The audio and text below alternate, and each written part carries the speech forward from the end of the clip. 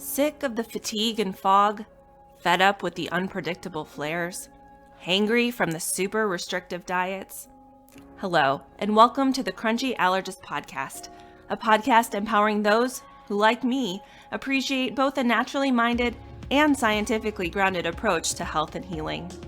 Hi, I'm your host, Dr. Kara Wada, quadruple board certified pediatric and adult allergy, immunology, and lifestyle medicine physician, Sjogren's patient, and life coach. My recipe for success combines anti-inflammatory lifestyle, trusting therapeutic relationships, modern medicine, and mindset to harness our body's ability to heal.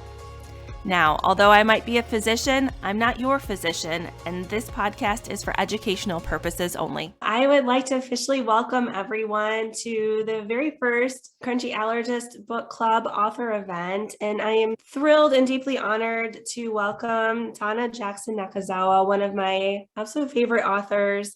She's the author of 4 books that explore the intersection between neuroscience, immunology, and emotion, including Girls on the Brink, but also The Angel and the Assassin, which was how I learned of her work, which was named one of the best books of 2020 by Wired magazine. Her other books include Childhood Disrupted, which was a finalist for the Books for a Better Life Award.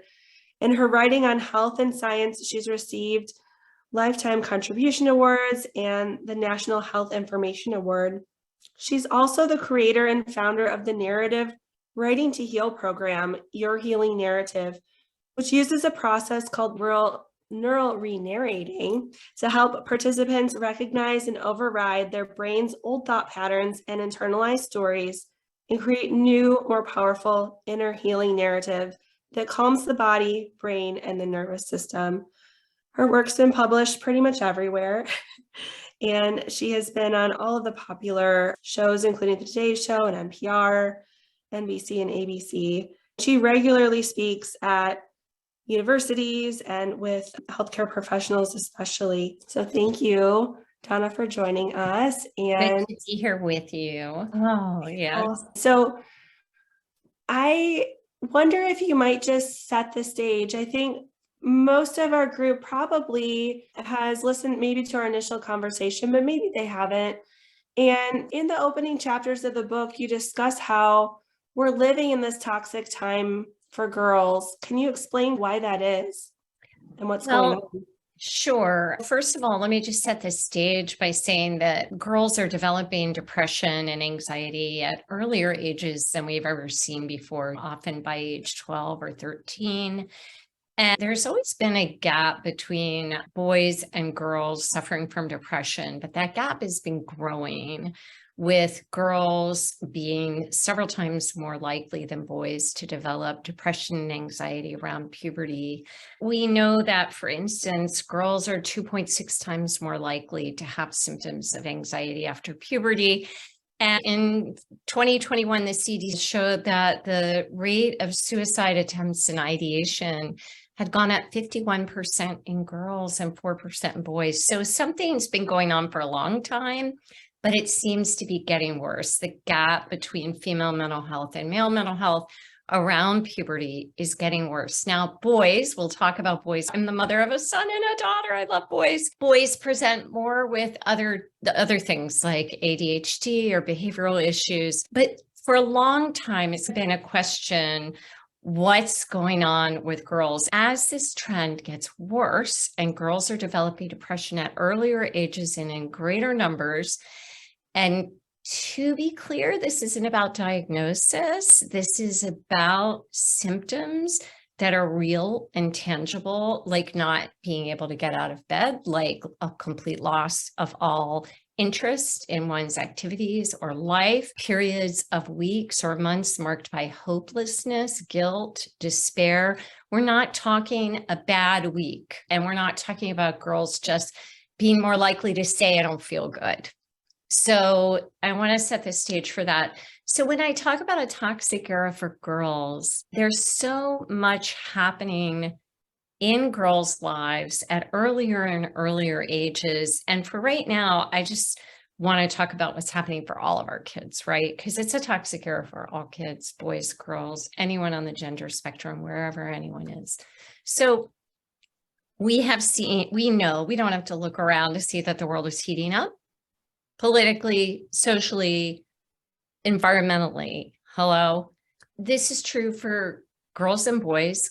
There's more hierarchical competition at much younger ages. Middle school is the new high school, and fourth grade is the new middle school. We have these earlier and earlier benchmarks for kids to succeed faster academically and in their extracurriculars, at the same time that 60% of kids say they're afraid their school will be the next site of a school shooting. It's a Pew Research finding from this past year.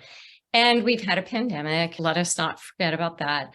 But for girls, some other things are also happening.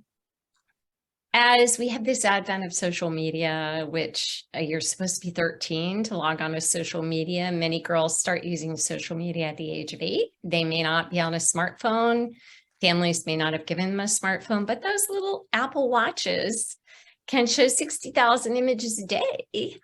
And kids can access social media and the media in general through Apple Watches, whether it's a smartphone or the computer or a watch.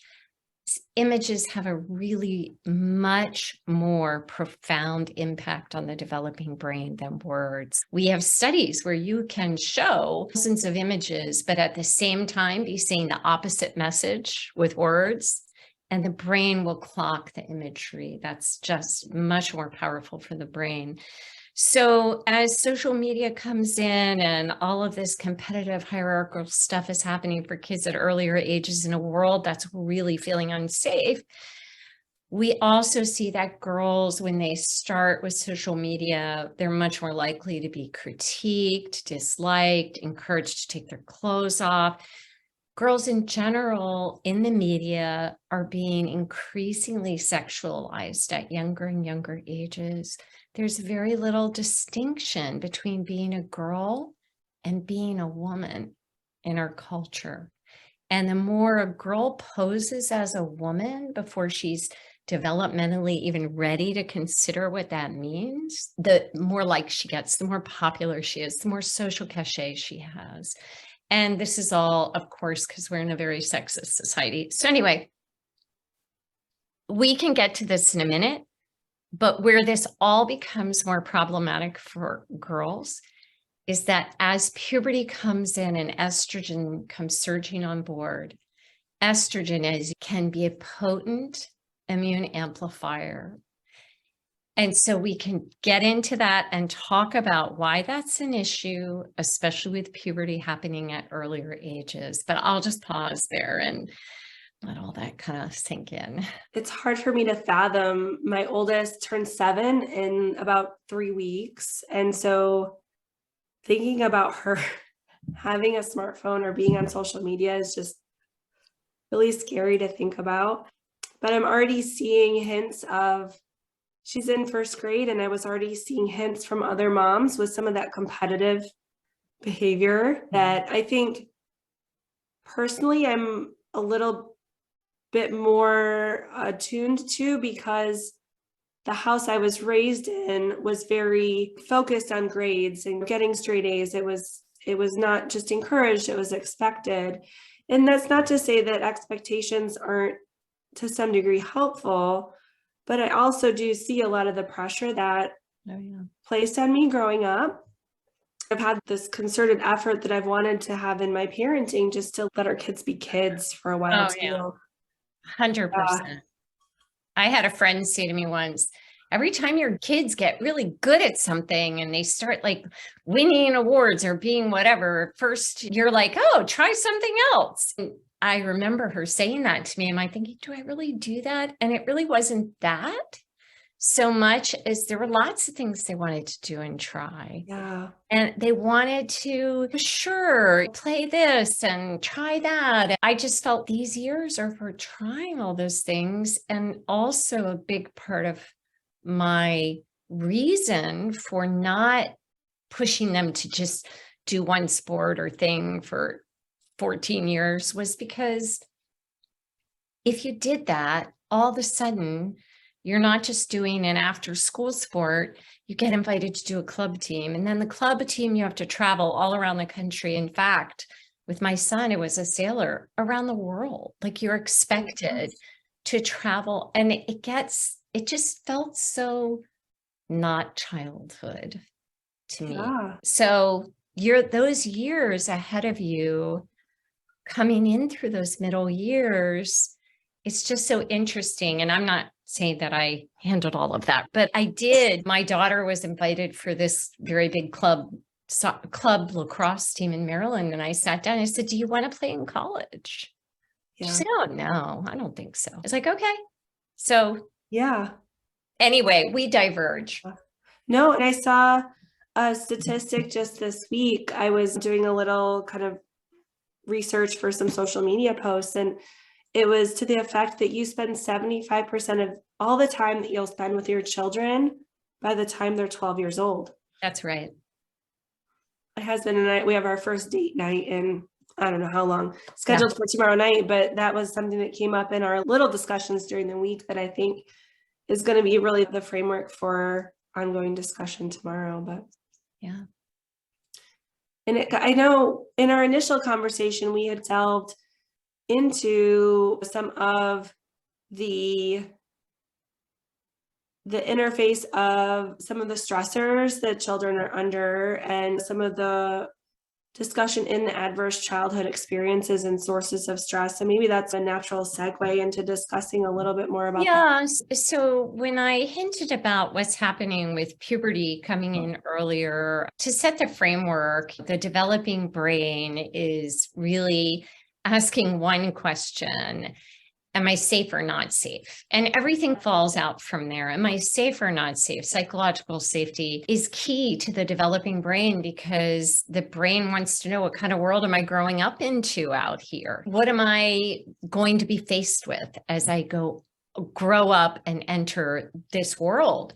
And the more that the answer to that question is, you're not safe, the brain begins to factor all of that into how geared up it stays to fight off the next bad thing. And the more geared up the nervous system is to respond to the next bad thing, the more we begin to see that ramping up of the stress immune response into just colloquially what people might recognize as fight, flight, freeze, right? The more we begin to see that sympathetic nervous system caught on high.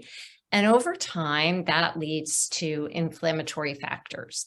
So step back from that and that idea that, okay, the brain is trying to figure out, am I safe or not safe? And at every moment, as you get toward puberty, it is almost like a computer chess game, taking into account all the past moves on the board to figure out what should those next moves be.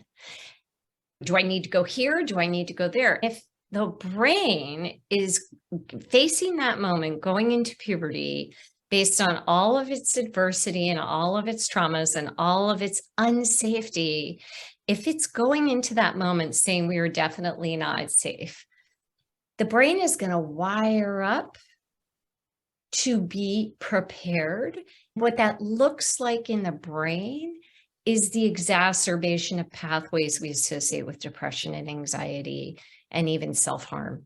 So now bring in puberty, it comes in, and you know it better than anyone that we begin after puberty to see a big difference in the way in the rates at which males and females develop things like autoimmune disease, right? We know that has a lot to do with estrogen coming in and giving this, in a good scenario, an evolutionary advantage to women. Estrogen is it is a master regulating hormone.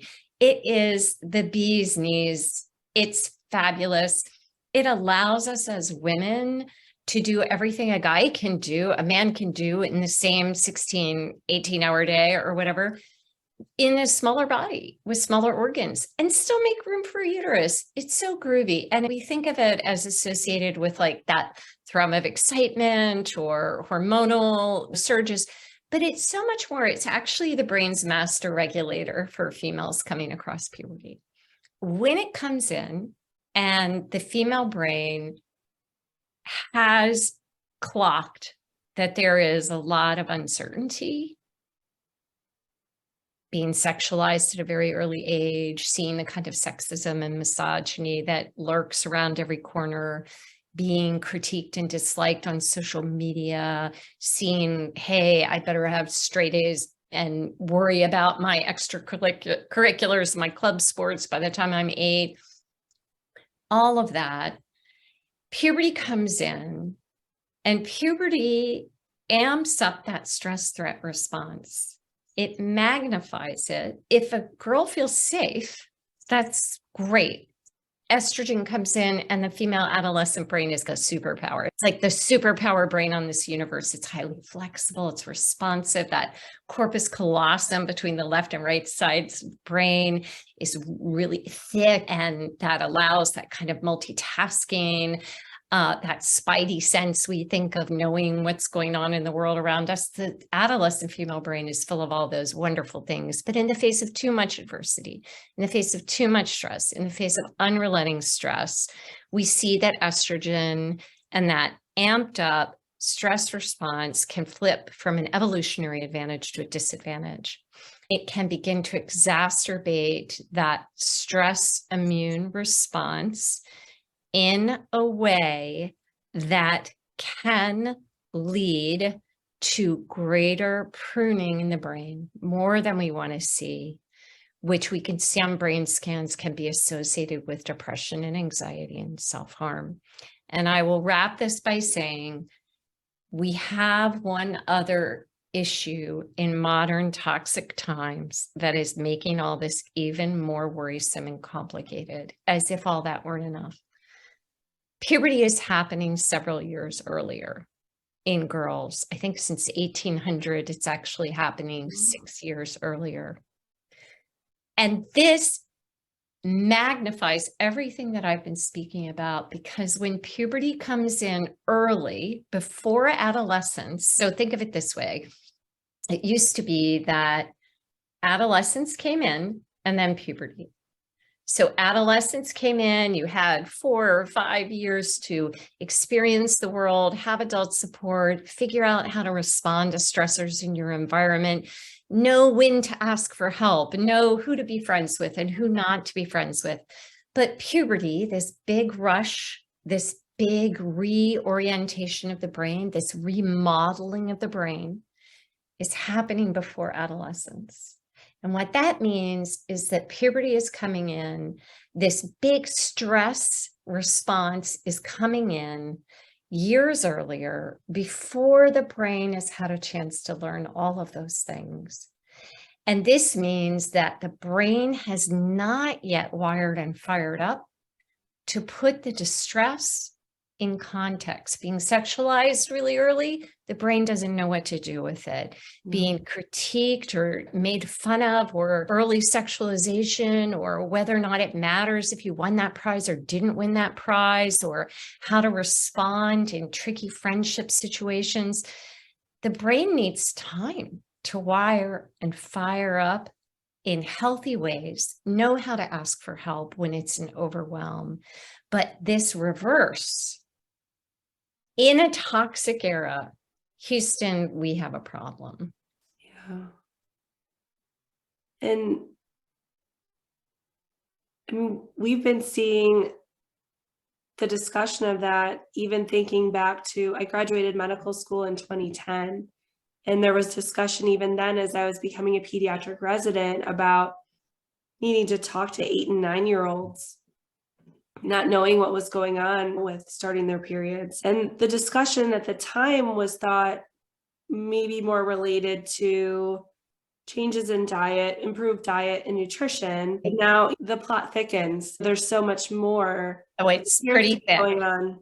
Yeah. And I wonder too, this is where I start hypothesizing or asking the questions of, how do things like epigenetics and this occurring over several generations, how is that going to compound ongoing changes in our microbiome, in addition to living amongst this? We talk about the exposome, all the things around us that influence our health and our bodies, and so much has changed.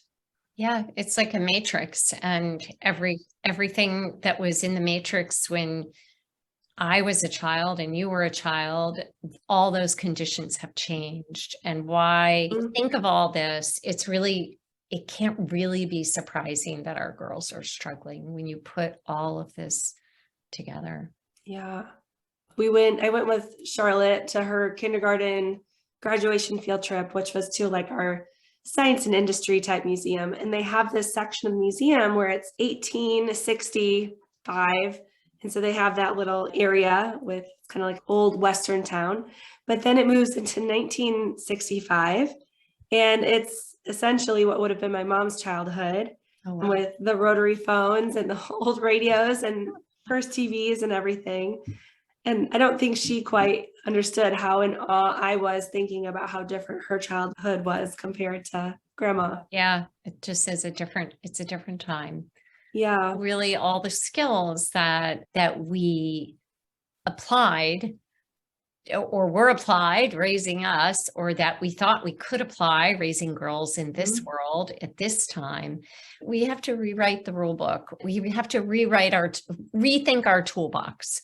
Yeah. And it's very important that we get a grip on this science, that stakeholders understand it and can utilize it across all their levers of power to bring more attention to helping girls who I've been doing some work with children's hospitals and gave a talk for them recently. And they're facing huge numbers of adolescent girls in their ERs who can't get out of the emergency room to get in bed. They're just waiting in the ERs for days and weeks. And it's by and large young female or young girls hitting puberty or adolescent girls. And so we have a really big problem in understanding this science. Of course, I'm a science journalist, so I'm partial.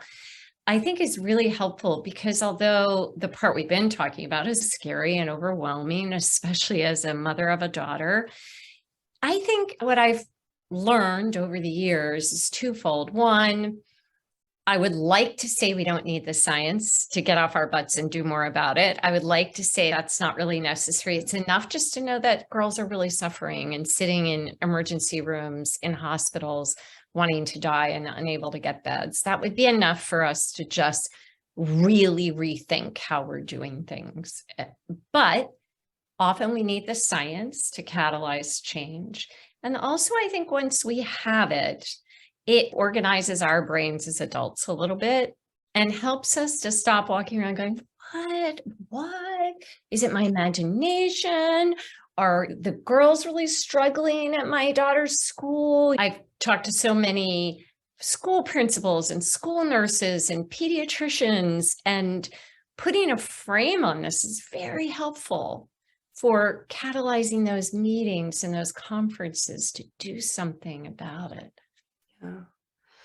And that's, what I really appreciated about this book too, was that the whole essentially second half of the book are tools that we can use and go back to as we need them time and time again.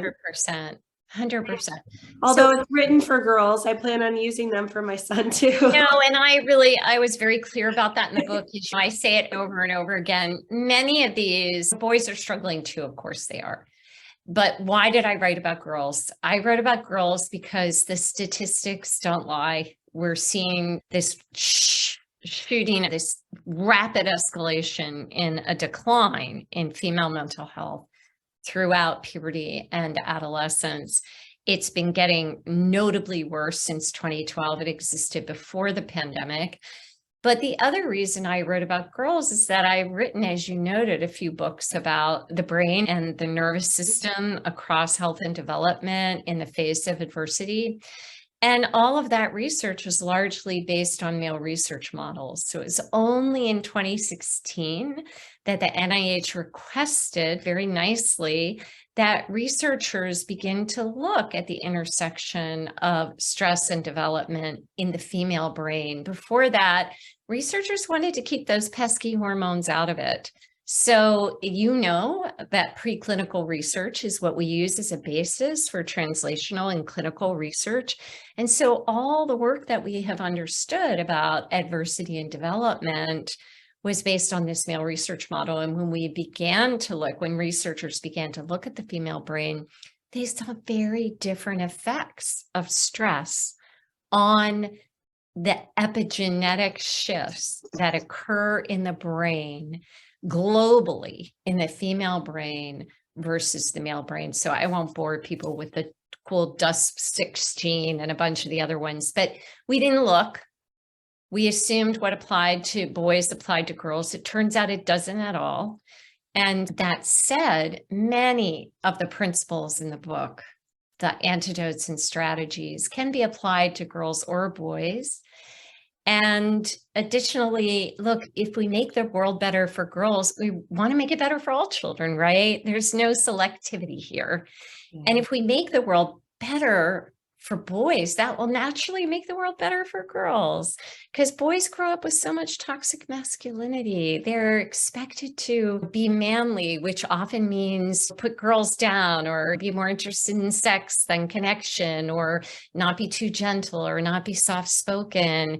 And they're often applauded for being those ways and made fun of when they're unmanly, which is supposedly caring about women or not talking about their body parts, and so on and so forth. I could go on. So toxic masculinity, we can use many of these strategies to help also address, let's just say, sexism and stress across health and development for girls and boys. The one thing I worry, and I alluded to, I think, in our first conversation was, is this maybe a harbinger for what's to come 10, 20 years down the line as it comes to increased autoimmune concerns? Is there any discussion with the basic scientists with that? No, because, that the future is a hypothesis too far for any neuroscientist, for sure. I do think it is a concern. And anyway, I don't know. I certainly don't like where we are right now. And I hope we're able to make a change. Yeah. I think that we all have our turning points, right? And I think mine came at this crux of being diagnosed with Sjogren's about the same time that Josie was diagnosed with egg allergy. And like this, oh geez, like we've never had food allergy in the family. We've had a little asthma, runny nose stuff. We've never really had autoimmunity until this generation. So we need to take a good hard look as a family just to see what is the science and what are those things that we can modify to try to help do the best we can with what we know, which is what we try to do as parents. And as you've discussed with these different principles and tools, there are some strategies when it comes to how we interact with our children that can help build them up. And there's science behind it to minimize some of that potential for increasing the trauma that we could expose them to. Yes, absolutely. Any particular ones you want to start with, or you want me just to jump in? I'm curious if there's like a few in particular that you have found in your life. Yeah. We all pick ones that I'm sure that resonate. But I think one of the ones that really stood out the most for me was a finding out of the School of Public Health at Hopkins, which showed that pretty much the single greatest predictor for flourishing across puberty and adolescence was being able to talk to a parent about anything, no matter how hard. This turned out to be kids about whom this was a yes. They had a 12 times higher rate of flourishing. And that really stood out for me because honestly, you don't see that every day as a reporter. And I spent a lot of time with a researcher, and that led me, Christina Bethel at Hopkins, and that led me to go a lot further down that path of child-parent connection and what that looks like. And of course, we know, and I've reported for a long time, as have many other people in the trauma reporting space, that single relationship with a safe, stable, nurturing caregiver is really the most important predictor for childhood flourishing. But when I talk about childhood connection in this way, what I'm talking about is being able to turn to a parent, no matter how hard the thing that is happening may be. And this requires a lot of pre-work on the parent's part. It's not something that just happens naturally. We wish it would, and that would be great.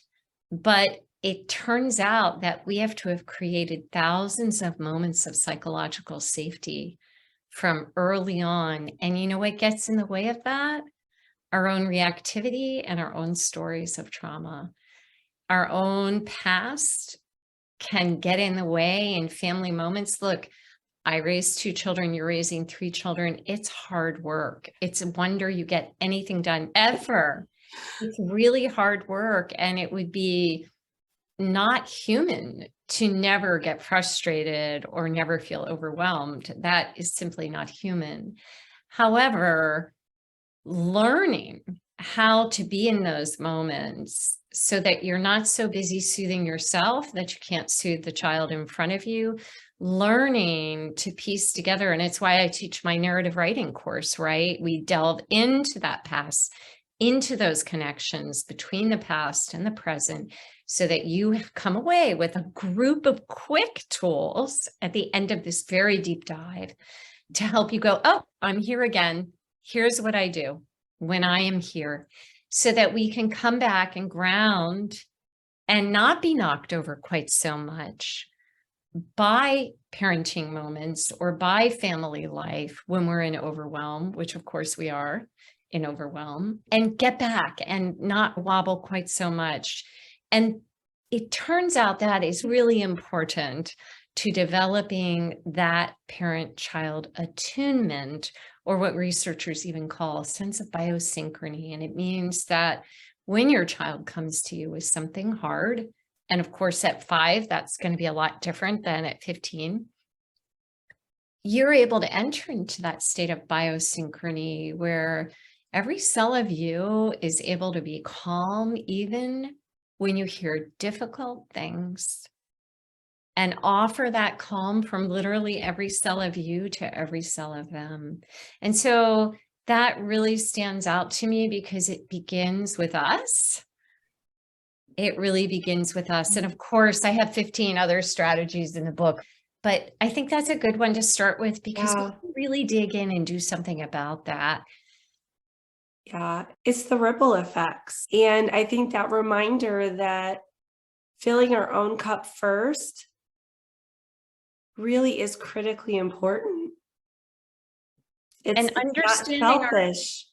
And understanding our own story, which takes time and work. And this is way beyond self-care, folks. This isn't going for a pedicure, and it's way beyond even meditation, although I am a big meditator and highly recommend it. It's really about actually understanding your own story in a way that allows you to know that you've entered that place in which you're not as regulated as you need to be to help your child find that regulation that she needs and that sense of safety. And this isn't about coddling your children or being helicopter parents. Kids need a little wobble, right?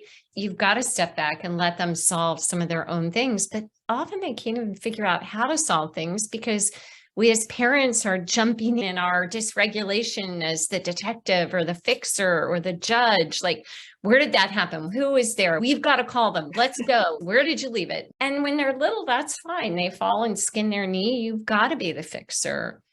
But as kids get older, we need to be providing that psychological safety so that we have to get quiet so they can feel safe and know that they can tell us anything without our jumping in. And I have hundreds of scripts in the book.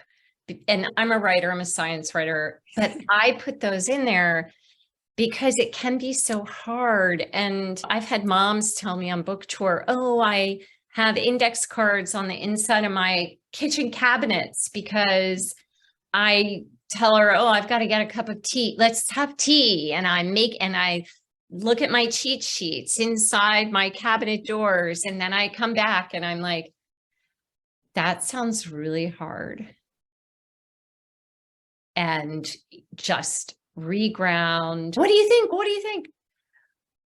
I'm going to tell you what I think, but first, I really want to hear what you think, because what you think right now is so much more important than what I think. Just having this language to come back to over and over in every situation, it was really important to me to put that in the book, because when we're knocked off course in our lovely little lives, running around with our kids, doing our work, our brain goes offline.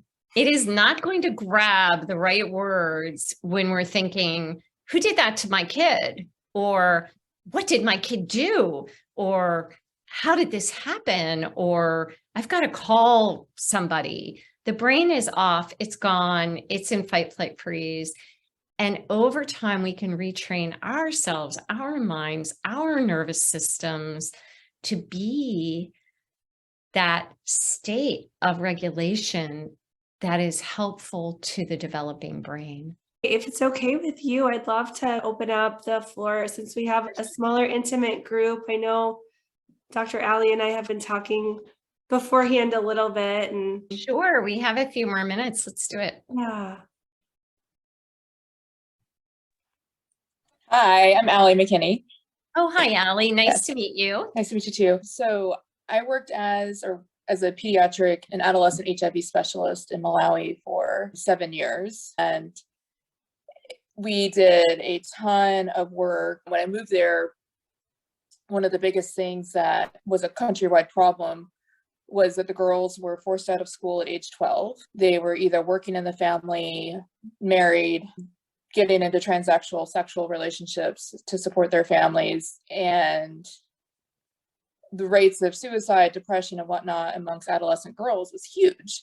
Yeah. One of the big things that we actually realized early on is the word adolescence didn't exist in Chichewa, their language. It's at age 12, you become an adult. Yeah. And so a lot of our programming turned into creating that space for that childhood to happen. Sure. And for kids to have a place to actually feel like kids again. But really interestingly, our psychosocial department did a study similar to the one that you described and came up with the exact same conclusions, that the biggest things that were needed for particularly our girls to thrive was psychosocial safety and a stable guardian at home. Yes. And then very interestingly too, encouraging the kids to own their story. Most of them were born with HIV and held a lot of shame to it. And so there's a word in Chichewa that I love, or a phrase, it's called Olimba Mtima, and it means courage of the heart. Oh, that's beautiful. And that was something that the kids learned to claim and to share their stories. And so I look at that when I moved back to the US, and I'm like, oh my gosh, we've gone backwards. Here I am going over to Malawi to try to open up this adolescent space. And I come home and it's closed. Yeah, that had to be quite difficult. It's very eye-opening. My brother-in-law is a middle school principal. My sister's a middle school counselor. And we talk about this all the time. And for their families, the kids were not allowed to have phones until they got into middle school, weren't allowed to have social media accounts. The parents kept very tight restrictions on it, and they thought, okay, this is the solution to allowing them to hold on to childhood for longer. But then they found out once they got into like junior high area, their kids were left out of everything. So they go to their friends' houses, all these inside jokes about them at school, and now their kids are equally sad and upset and whatnot because they've been left out. Oh. And so this is a conversation that we're having together, the three of us, of what is the solution? How do we create the movement so that it happens with everybody, our community moving together, so that some of the kids aren't left behind and left out of this? What I'm hearing and sensing from you is that a lot of the problems is social media. Well, I think social media magnifies the problem, right? Sexism that has always been there. So it's really, even without social media, girls are pretty smart. They can read a newspaper headline and see that they're going into a world with a lot of misogyny and a lot of unsafety for young females. I think that anybody who grew up female, certainly me, even a long time ago, certainly understood that there was a lot of physical and psychological unsafety for me coming of age. Now imagine just having that poured on you and dumped on you 24/7 from the world at large. I say toward the end of the book, in the conclusion, what I want is for men in power everywhere to think about this. Think about what this means. We're changing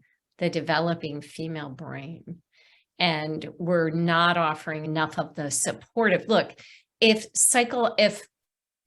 psychological toxicity keeps increasing, even a really well-loved girl's sense of self is going to diminish over time in the face of this very widespread toxic messaging.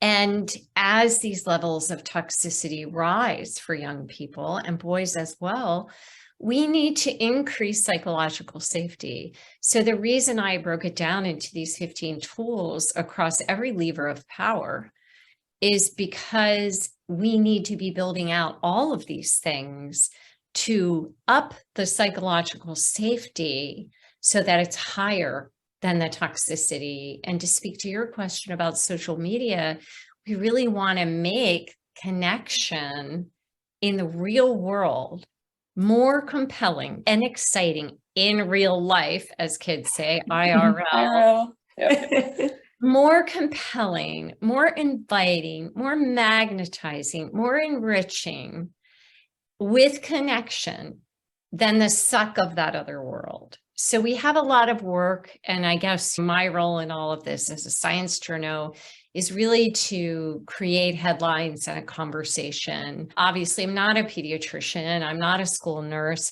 but I can get a combo going in such a way that it can trickle into all of those areas and give the talks. And that's really my hope, so that in every area across those 15 antidotes, all of which involve adults at one stage or another, many of whom are men ask themselves, is this really the world that I want for girls? And of course, let's include the men who are running big tech, right?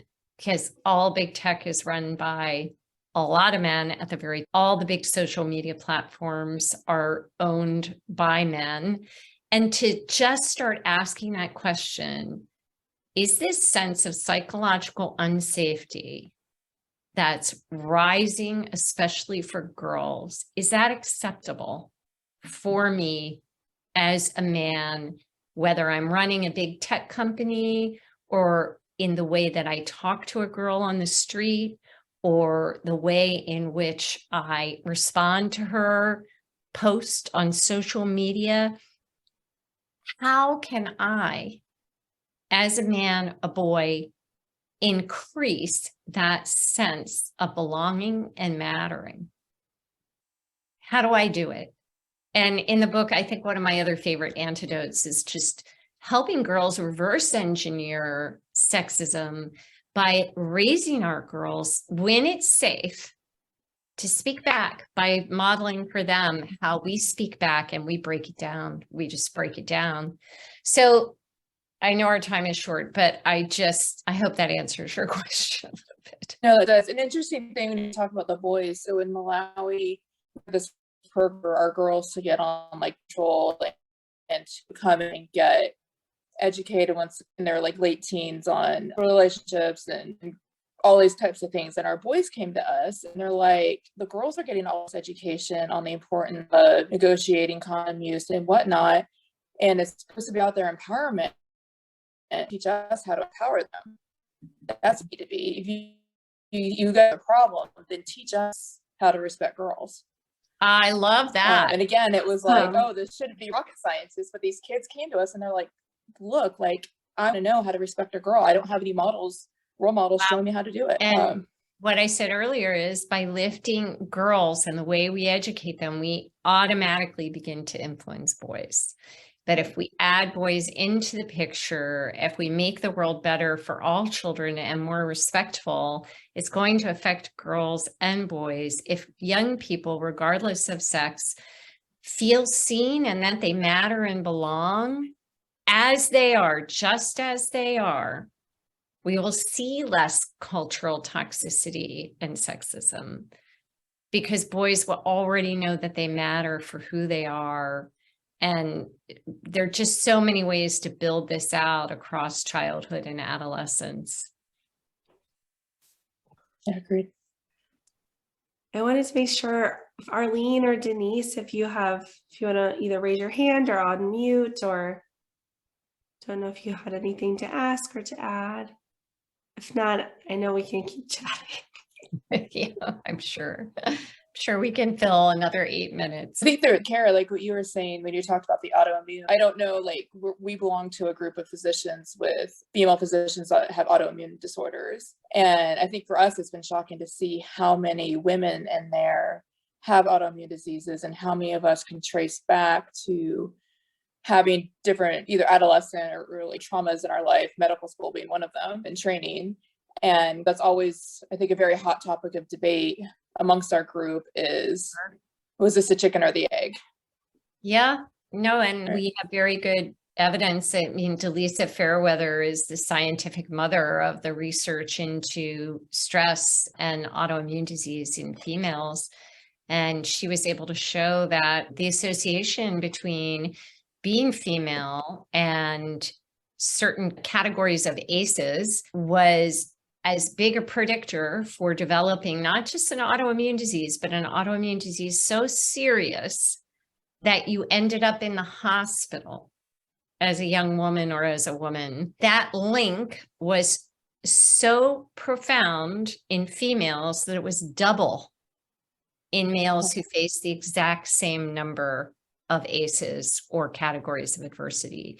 So for each category of adversity that a girl faced growing up by the age of 18, each category, her chance of developing an autoimmune disease so serious she was later hospitalized increased by 20%. For boys, it was 10%. Now, here's what's interesting.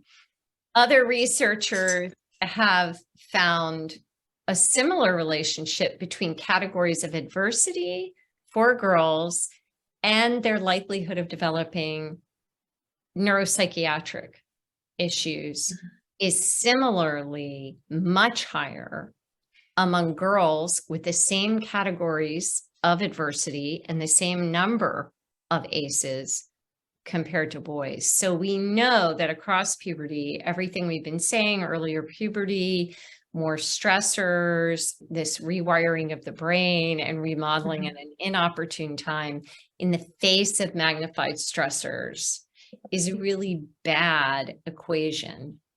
And again, we have to get on it as the adults because this is a world that we've created for our children. Right. Well, I think too that something that, again, this comes up in our group a lot in discussion, and this was your like entire first book on the role of microglial cells in inflammation. Actually, that was my fifth book, but I hear you. Yes. Book. Yeah. The Book first one I read. Yeah. But just that relationship of mental and the hippocampus and development, that connection. I think that we, at least in medical school, we're always taught there's not really that connection between the brain and the body. Crazy. So crazy. I can't believe that they still get away with that when it's just been overturned now for almost 10 years. That idea that the brain is immune privileged has been so completely overturned. Kara, this is your area. No, I think it's bonkers because I finished my fellowship and I took my boards in 2017. And I would hazard to say that microglial cells were maybe mentioned 5 times in our basic immunology textbook.